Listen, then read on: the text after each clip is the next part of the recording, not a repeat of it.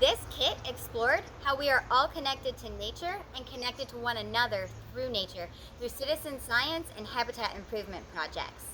When you have completed the activities for the ACT level programs, make sure that you have your parents fill in the Google form letting us know that you would like to receive credit for doing those activities to put stickers on your map, and we will mail them to you. If you have taken part in a share level activity and would like to receive credit for that, make sure that you post either photos or videos to the Dayton Conservation Kids Facebook page or send an email to either Joshua or I through our email addresses listed below. When you have completed all of the activities and have filled every spot on your map, also make sure that your parents know to let us know that in the Google form, and then you will be an official Conservation Kids graduate. Until then, keep getting out, exploring, and giving back to nature.